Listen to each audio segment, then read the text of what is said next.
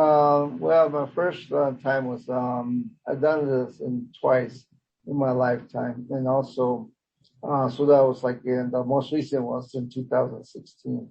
Yes, but prior to that, back in 2003, 2004, I was also appointed to be in the tribal government leadership for our community as what is identified as the title of the tribal interpreter, which serves under the Pueblo Acoma governor's office. So again, it's about interpretation of the Acoma language into English and vice versa at general meetings. And then just also just working in the office for the people, for their needs, seeing to their needs.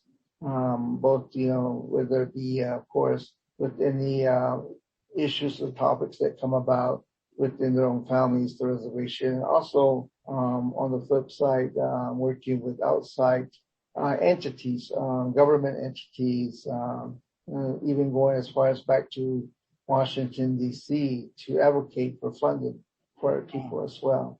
So that, takes a lot out of the family livelihood, because again, there's no such thing as 9 to 5. It's 24/7. So wow, yes. Got it. And what is the title? What is your title when you have this responsibility? Well, the first again was the tribal interpreter and the tribal government leadership. In the spiritual, it's just pretty much the title is a spiritual leader altogether. Yes. Got it. So, but for me now, I serve as, of course, with my job here, my role is I'm the operations manager for the Sky City Culture Center and Hawk Museum, and I love it. And I love it because it's it's all about hospitality, and of course, just getting out there and meeting new people and just advocating, being that person that's going to actually be as an ambassador for our community to let people know this is who we are, and that yes, we have that respect too for our elders that we still have in place. That again, they are those are the ones that actually helped us to and guide us to get where we're at in life. Yes. Wow, it's fantastic. Much respect and congratulations, and much respect to you. Thank you. Okay. I am like my parents in that. So in what ways are you like your parents? So if you could please begin with, I am like my parents in that. I am like my parents in the way that how they raised me and how they told me and taught me to have respect for everyone and anyone around you, to always talk to people. And that's one thing that my mom and dad always did. They were very respectful to people all around them. They always spoke to people and treated them well. So I feel that picking up that trait, I have been able to be that respectful person and also then share that with my children. And so my children will come back to my wife and I and say, Mom, Dad, thank you for all that you taught us. And I tell them, well, I learned that from Grandma and Grandpa. They taught me that. And even their mom and dad, my parents' mom and dad, taught us that as well. So it was always handed down. So it was really up to me as that individual to accept that process or say, you know what, I could care less about life. I could care less about people. But no, that's just something that I'm very proud of myself. To this day, that's what I learned from my parents and what they've taught me, and I continue that process as well. And really, in the end, it's a good feeling. It's a good feeling that I learned that from them. Yes, that's great. Okay, well, the next question is the flip side of that. It's I am unlike my parents in that. So I'm unlike my parents in that. Yeah, unlike my parents in that way of, that's a good question. I'm trying to figure an answer for it. That's too funny. when you really think about it, like, what am I not like my parents? Right. I guess I would say that maybe I wasn't as patient as they are or were. That's something that I'm always one person that's a nervous wreck. And that's one thing my mom would always tell me.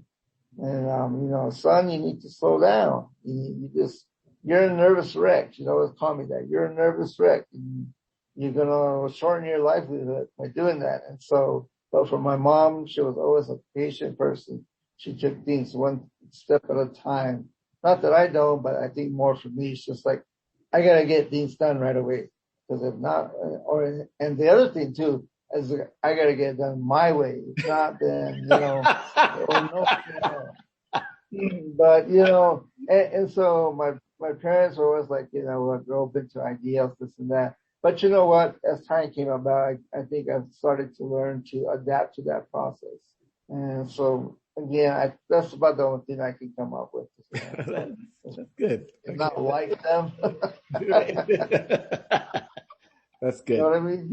Yeah, I know what you mean. Believe me, I sure do. Okay, this next one is right up your alley. It's religion. Okay. So the question is, religion is, so if you could please use that in your answer. Religion is being able to understand, realize, and accept the fact that we here as Acoma people and the way that we practice is very important. It's very vital. There are different ways of how us as human beings practice religion, whether it be in a church, in a synagogue. For me, religion is very important in life, especially if we understand the true meaning and the reality of how we were born and raised, in even our traditional way, in our religious Native American way. Religion, as I have experienced, more so, I was born and raised Catholic. So in the Catholic faith, we always attended Sunday services. My mom and dad, were very strict about that. Believe it or not, I've always went to a parochial school all my life, from elementary all the way to high school. I never experienced public school setting at all. It was always a Catholic school all the time, parochial school. And so I really was not involved, or we weren't really involved too much in our native cultural religion practices until I met my wife, which was back in 1983, a year before we got married, in 1984. So my religion practice transitioned from the Catholic faith to more of our cultural faith and practices that we hear at Sky City.